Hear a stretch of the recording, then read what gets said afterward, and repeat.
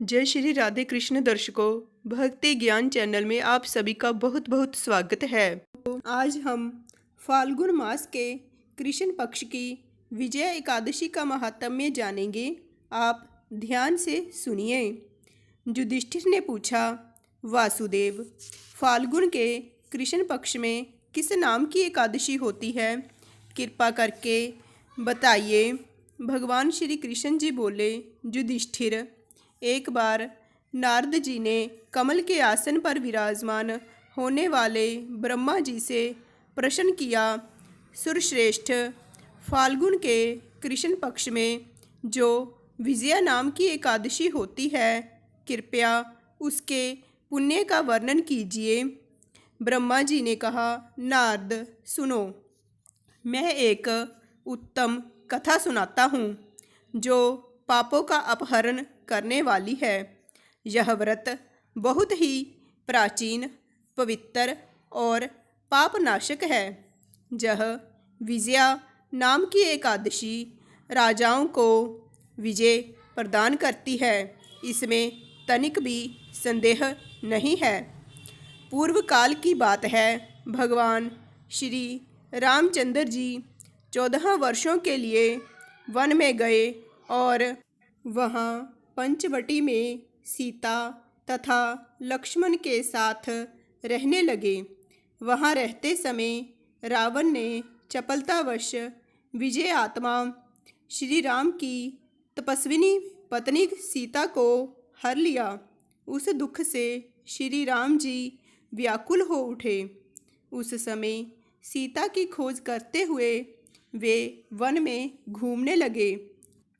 कुछ दूर जाने पर उन्हें जटायु मिले, जिनकी आयु समाप्त हो चुकी थी। इसके बाद उन्होंने वन के भीतर कबंध नामक राक्षस का वध किया।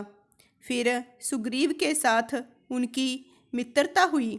तत्पश्चात श्री राम के लिए वानरों की सेना एकत्रित हुई।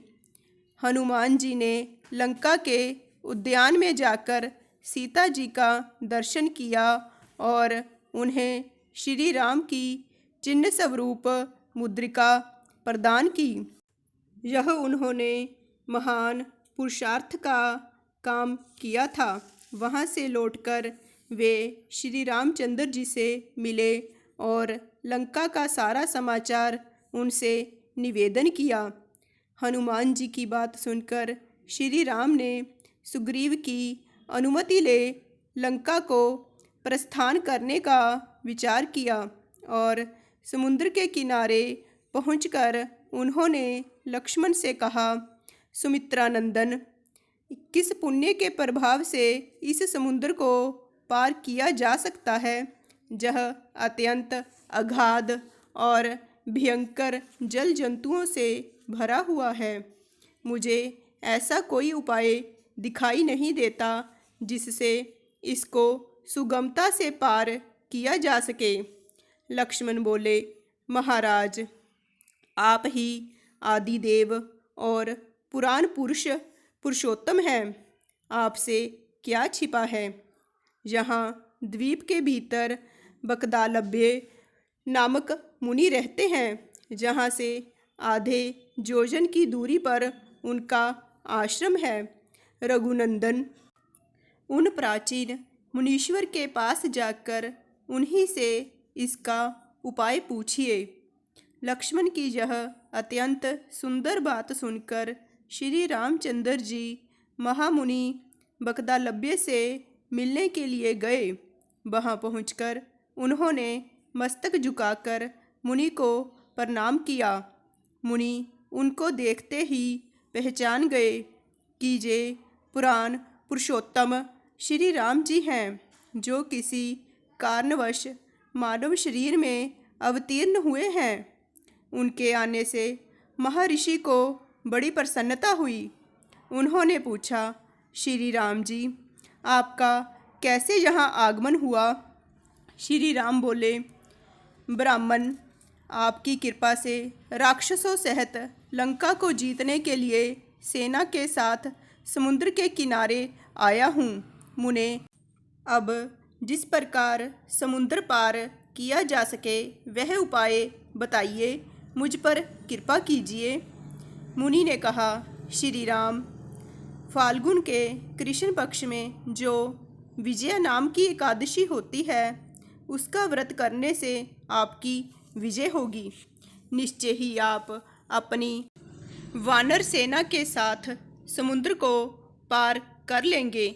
राजन, अब इस व्रत की फलदायक विधि सुनिए। दशमी का दिन आने पर एक कलश स्थापित करें। वह सोने, चांदी, तांबे अथवा मिट्टी का भी हो सकता है। उस कलश को जल से भरकर उसमें पल्लव डाल दें। उसके ऊपर भगवान नारायण के स्वर्णमयी विग्रह की स्थापना करें। फिर एकादशी के दिन प्रातःकाल स्नान करें। कलश को पुनः स्थिरतापूर्वक स्थापित करें। माला, चंदन, सुपारी तथा नारियल आदि के द्वारा विशेष रूप से उसका पूजन करें। कलश के ऊपर सप्तधान्य और जौ रखें। गंध, धूप, दीप और भांति भांति के नैवेद्य से पूजन करें। कलश के सामने बैठकर वह सारा दिन उत्तम कथा वार्ता आदि के द्वारा व्यतीत करें तथा रात में भी वहाँ जागरण करें। अखंड व्रत की सिद्धि के लिए घी का दीपक जलाएं। फिर द्वादशी के दिन सूर्य उदय होने पर उस कलश को किसी जलाशय के पास, नदी, झरने या पोखरे के तट पर ले जाकर स्थापित करें और उसकी विधिवत पूजा करके देव प्रतिमा सहित उस कलश को वेदवेत्ता ब्राह्मण के लिए दान कर दें। महाराज, कलश के साथ ही और भी बड़े बड़े दान देने चाहिए।